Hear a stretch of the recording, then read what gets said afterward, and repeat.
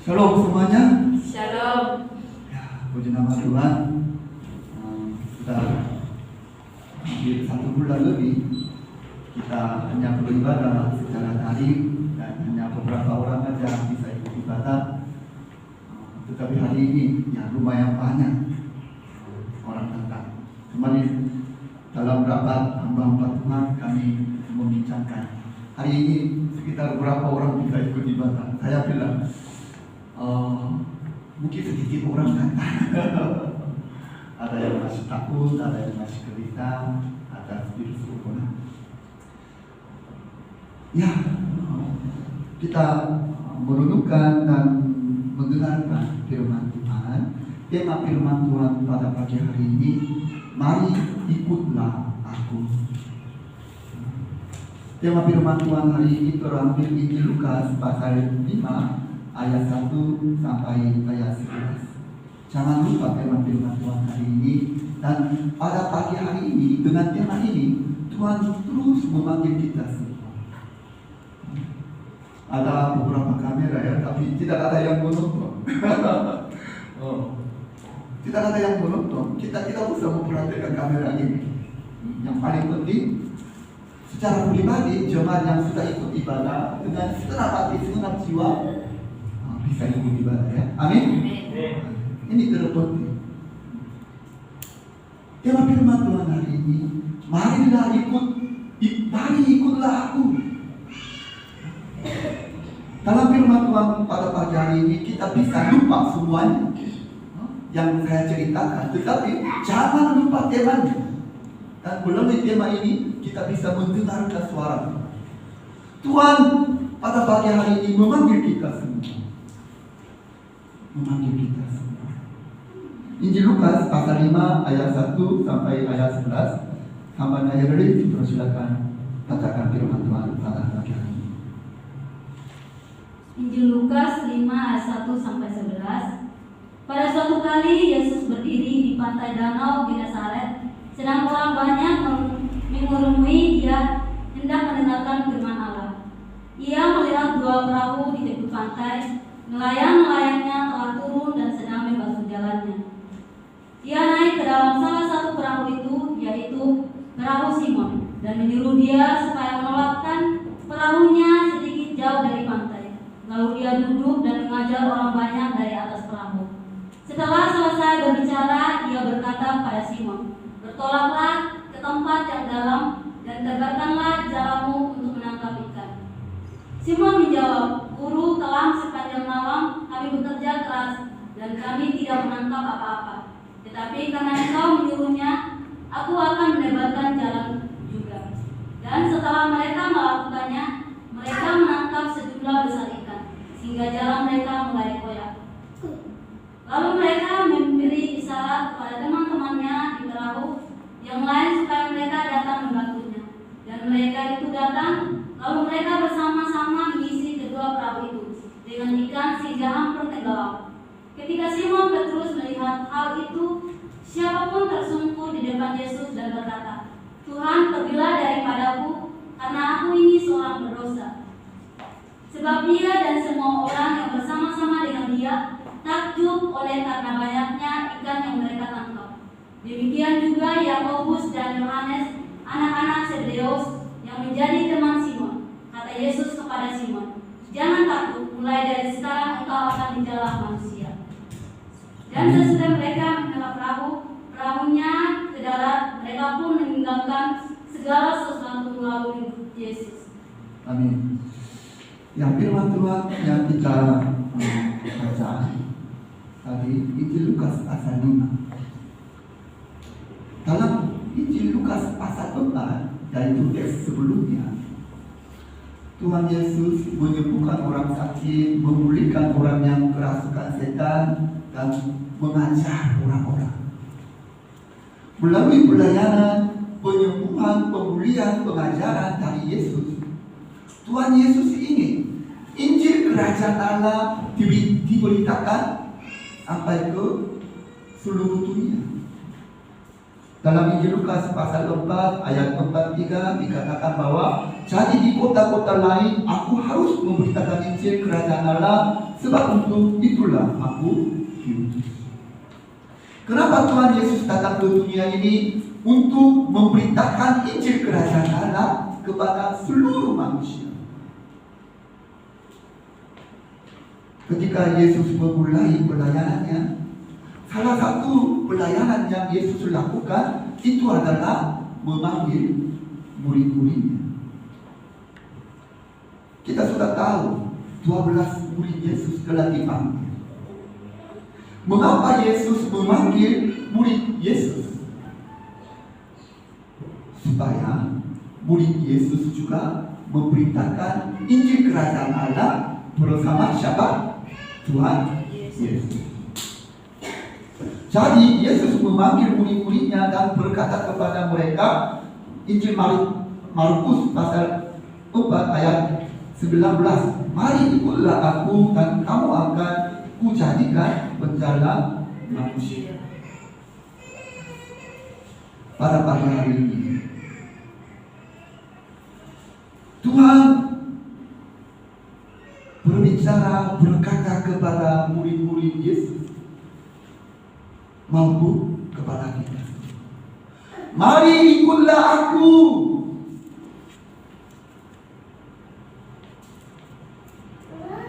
Apakah kita sungguh ingin mengikuti Tuhan Yesus?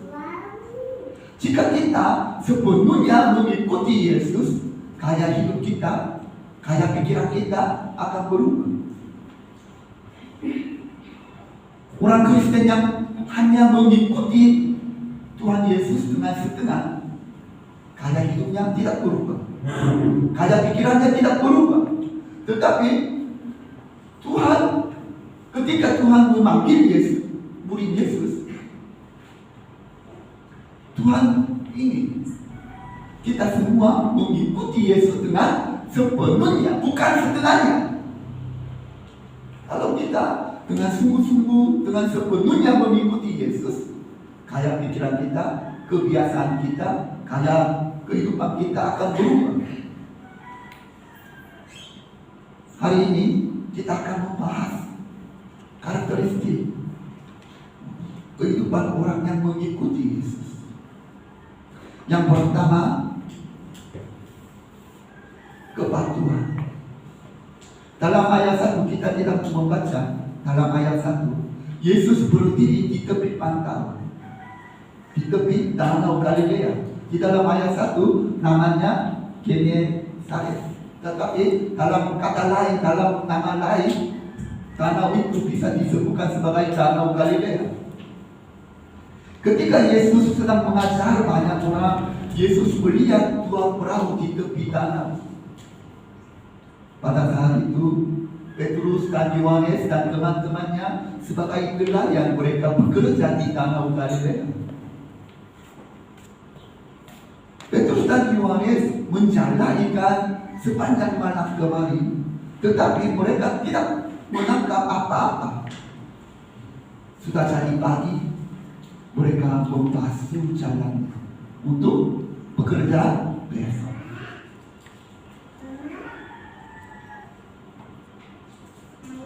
Yesus naik perahu Petrus dan banyak orang mendengarkan firman Tuhan di tepi danau. Yesus mengajar banyak orang di atas perahu. Setelah Yesus selesai berkhotbah, setelah Yesus selesai pengajarannya kepada banyak orang di tepi danau, Yesus berkata kepada Petrus dan murid-murid dalam ayat 4, bertolaklah ke tempat yang dalam dan tebarkanlah jalamu untuk menangkap ikan. Yesus perintah kepada Petrus dan teman-temannya, bertolaklah ke tempat yang dalam, tebarkanlah jalamu untuk menangkap ikan. Perintah Yesus tidak bisa dipahami oleh Petrus dan teman-temannya. Kenapa? dengan 3 hal kita bisa memahami kenapa perintah Yesus tidak bisa dipahami oleh Petrus dan teman-temannya. Karena kita sudah tahu Yesus adalah seorang tukang kayu. Petrus dan teman-temannya sebagai nelayan. Selama ini mereka bekerja di Danau Galilea. Mereka menganggap diri, aku ahli menangkap ikan. Tetapi orang yang berusul kepada mereka tukang kayu. Dengan hal ini mereka tidak bisa memahami perintah Yesus. Hal yang kedua, kenapa mereka tidak bisa memahami perintah Yesus? Karena dalam ayat yang terbaca tadi menjelaskan bahwa dalam ayat 5 mereka menangkap ikan sepanjang malam.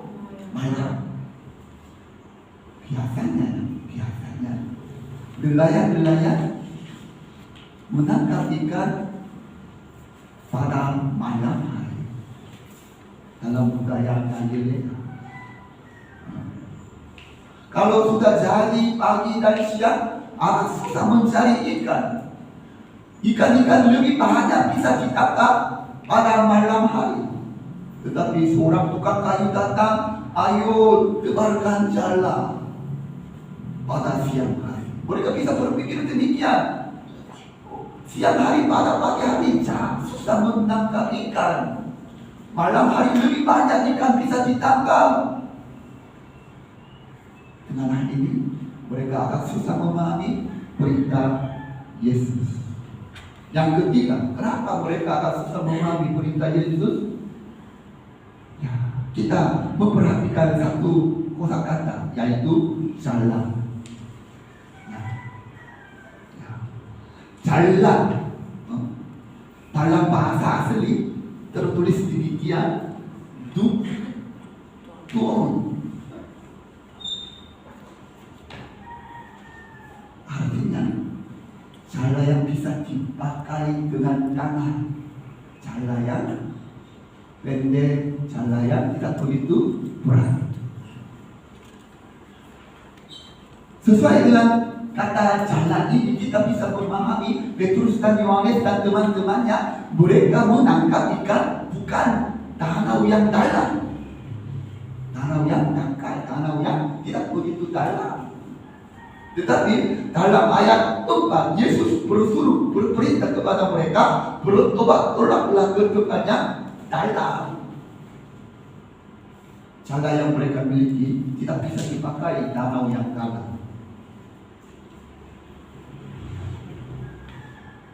Dengan 3 hal, ya, mereka susah memahami perintah Yesus. Tetapi bagaimana reaksi mereka? Dalam ayat 5, terlihat, tolong bacakan ayat 5. Simon menjawab, Guru, telah sepanjang malam kami bekerja keras dan kami tidak menangkap apa-apa. Tetapi karena Engkau menyuruhnya, aku akan menebarkan jala juga. Ya.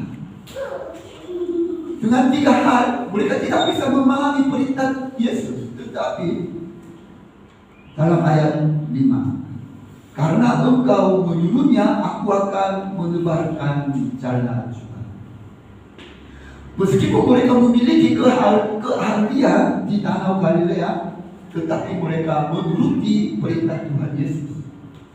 Jala yang mereka pakai adalah jala yang digunakan di danau yang dangkal, tetapi mereka mentaati perintah Yesus. Ada situasi yang tidak dapat dipahami, tetapi mereka mentaati, menebarkan jala. Petrus tidak berkata demikian. Aku lelah, sepanjang malam saya sudah bekerja. Tidak berkata demikian. Aku seorang ahli di Danau Galilea. Dia tidak berkata demikian. Engkau tukang kayu. Tidak berkata demikian. Secara umum, nelayan-nelayan di Danau Galilea memancing ikan pada malam hari. Dia tidak berkata demikian. Tetapi dia berkata demikian, karena Engkau menyuruhnya, aku akan menebarkan jala.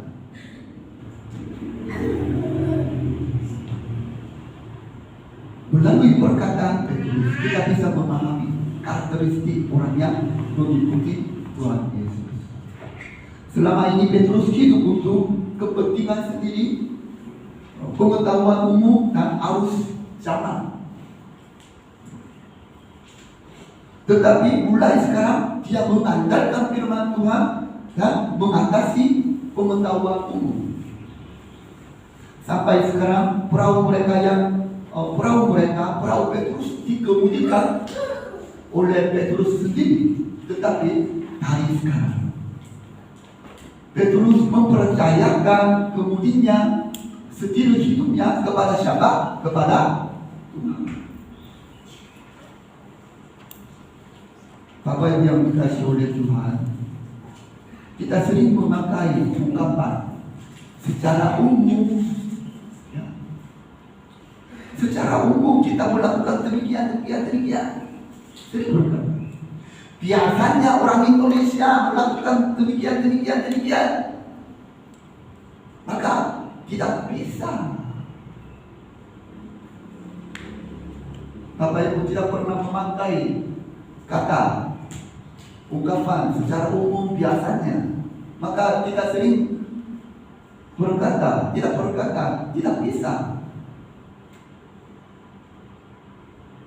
Orang yang mengikuti Yesus Kristus itu adalah orang yang bertentangan dengan pengetahuan umum, tidak mengikuti arus zaman.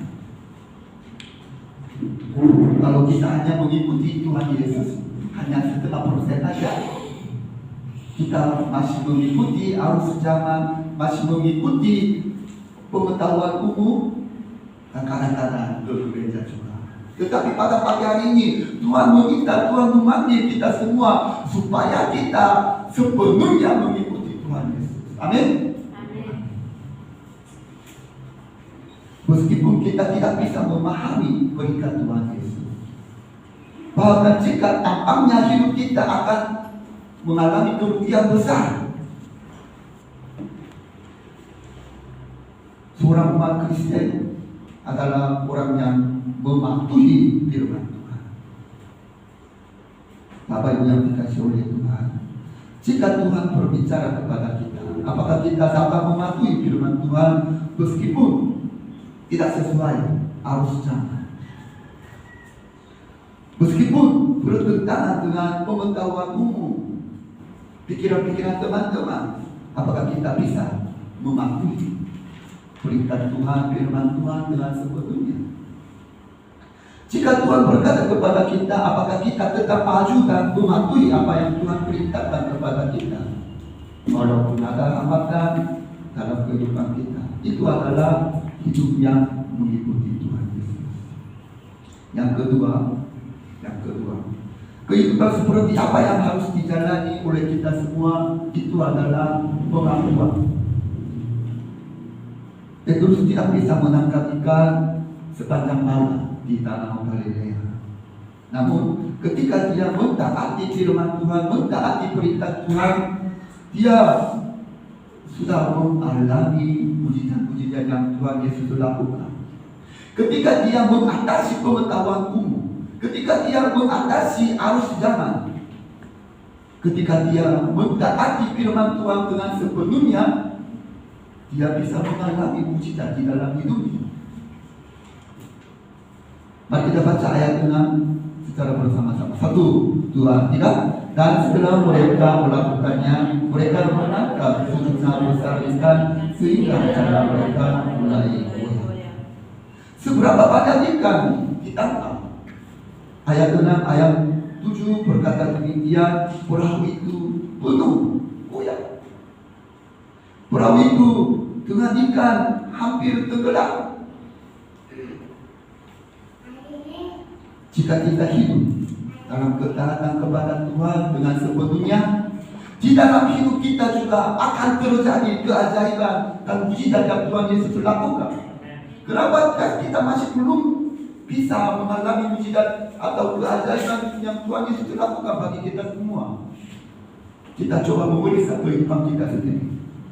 Karena aku hanya mengikuti Yesus dengan setengah persen, atau 10%, atau sepenuhnya.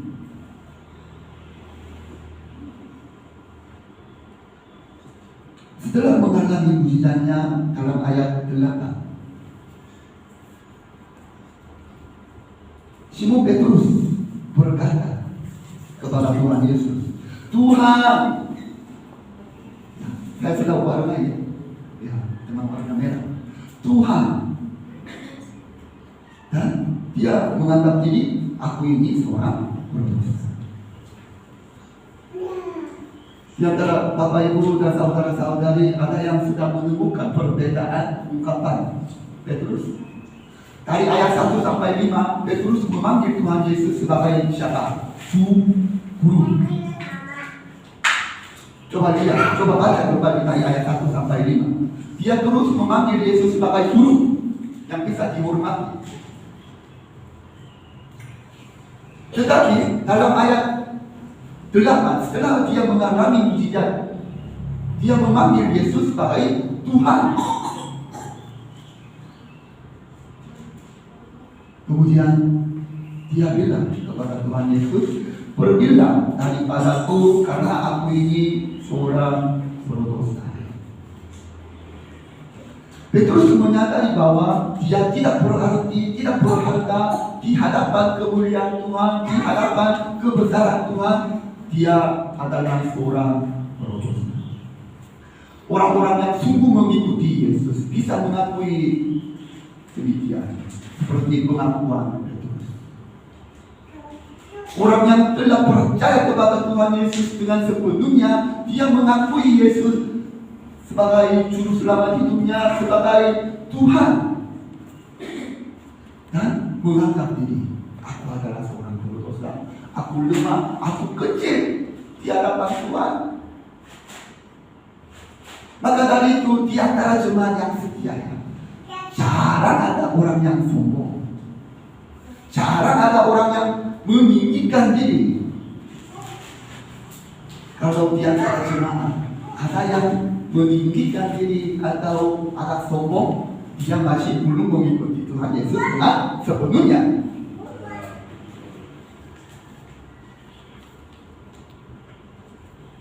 Injil Lukas pasal 14 itu sudah berkata kepada kita, Tuhan Yesus mengenalkan dua orang kepada orang-orang yang menganggap diri benar. Dua orang siapa? Yang pertama, orang Farisi, yang kedua, seorang pemungut cukai. Dalam pasal 18 ayat 13, seorang pemungut cukai berdoa demikian, ya Allah, kasihanilah aku, orang berdosa ini. Tetapi orang Farisi bagaimana? Dia berdoa demikian, ya Tuhan, saya sudah melakukan bela-bela, saya orang ini kenapa? Yesus berkata dalam ayat 14, kita baca bersama-sama ya. Ya, kita baca bersama-sama tadi sebabnya 1, 2, 3. Sebab barang siapa meninggikan diri, dia akan berendahkan. Barang siapa merendahkan diri, dia akan ditinggikan.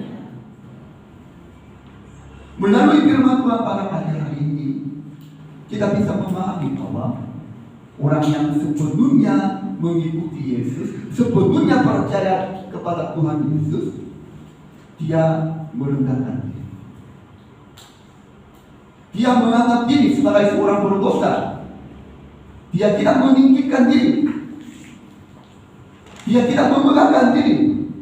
Seorang Kristen yang sungguh mengikuti Yesus, dia hanya membanggakan, memegangkan, meninggikan siapa? Tuhan Yesus.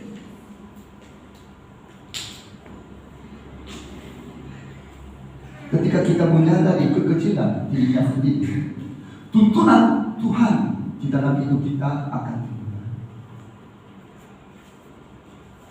Mari kita menyerahkan setir hidup kita kepada Tuhan supaya Tuhan mengemudi kehidupan kita. Dari kapan Tuhan bisa mengemudi kehidupan kita?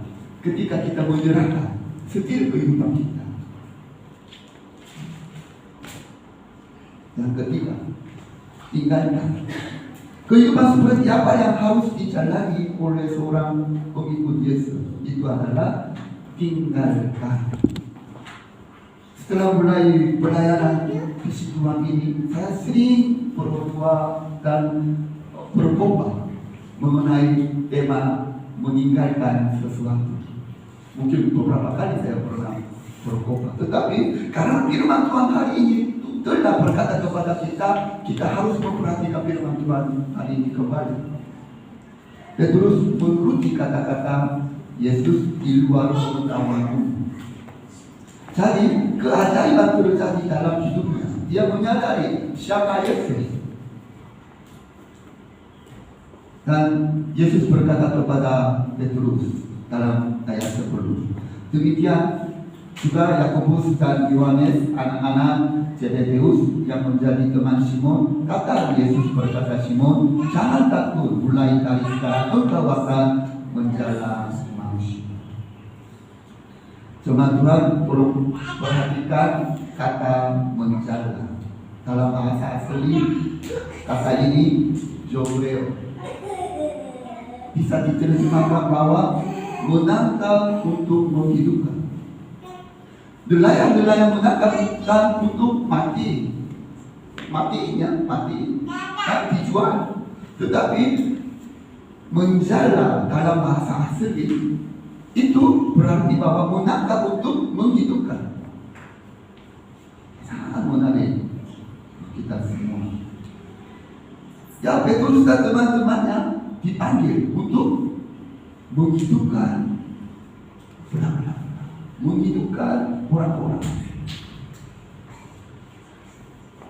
Saat Petrus dipanggil oleh Tuhan Yesus, reaksi Petrus dicatat dalam ayat 11. Kita baca bersama-sama ayat 11. 1, 2, 3. Dan sesudah mereka menghela perahu-perahunya ke darat, mereka pun meninggalkan segala sesuatu lalu mengikuti Yesus.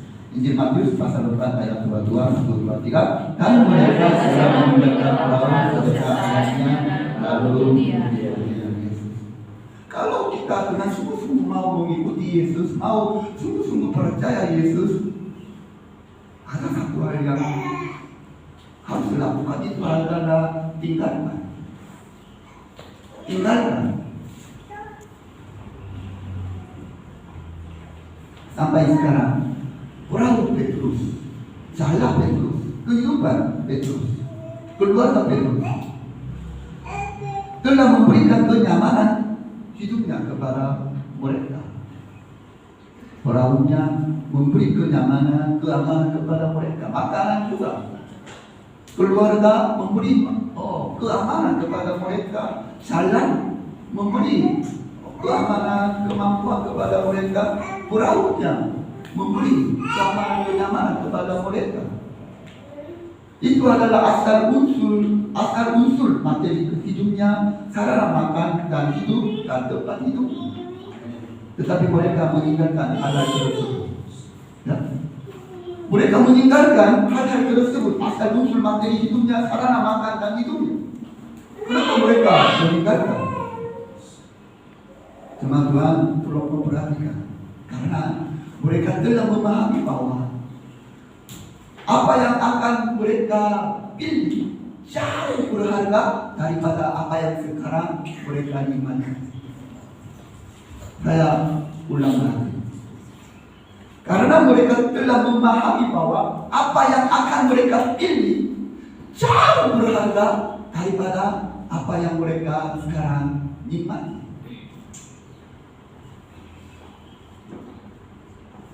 Jadi untuk menikmati apa yang jauh lebih penting, apa yang jauh lebih berharga, mereka membelakangkan, meninggalkan sesuatu di dalam hidupnya. Walaupun beberapa yang ditinggalkan bisa menghibur kehidupan mereka, bisa memberikan kenyamanan kepada mereka, tetapi apa yang mereka akan pilih jauh penting, jauh berharga. Mereka dengan berani membelakangkan, meninggalkan sesuatu. Injil Matius pasal 13 ayat 44 sampai 46.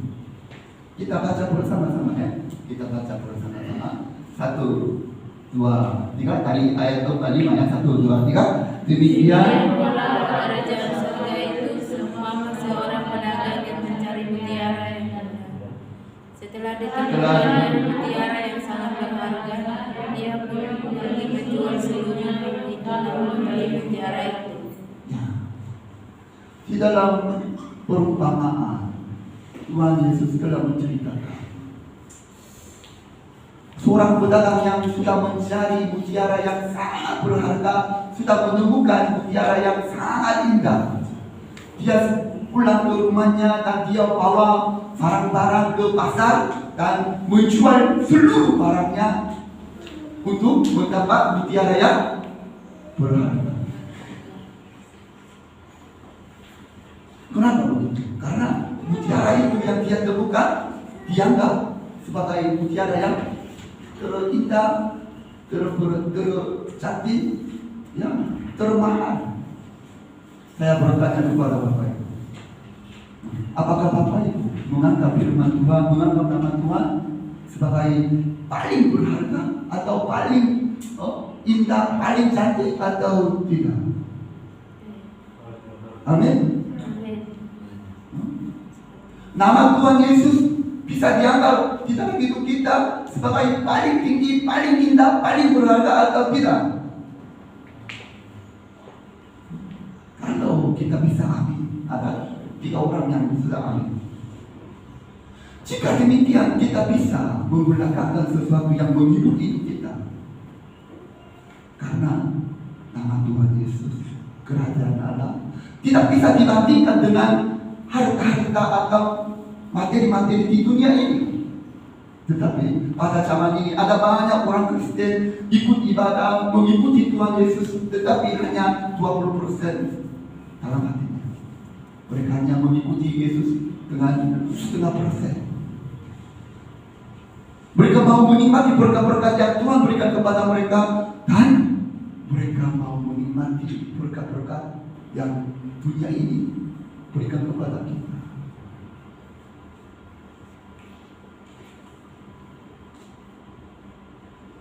Marilah kita memprioritaskan mengikuti Tuhan yang agung di dalam hidup kita. Kemudian kita baru bisa melihat hal-hal yang harus ditinggalkan di dalam hidup kita. Kesimpulan firman Tuhan hari ini demikian. Pada pagi hari ini Tuhan Yesus memanggil kita semua, berkata kepada kita semua, mari ikutlah aku. Mari ikutlah. Ketika kita mendengarkan perintah ini, kita coba memikirkan, aku mengikuti Tuhan Yesus dengan sepenuhnya atau 50% atau 30%. Memang orang-orang yang sudah hadir di tempat ini, jemaat puji Tuhan yang sudah hadir di tempat ini, yang memang setia, tetapi kita coba memeriksa dirinya sendiri. Apakah pensiun? Apakah lenang? Dengan sepenuh hati mengikuti Yesus, atau masih 0,5% aja?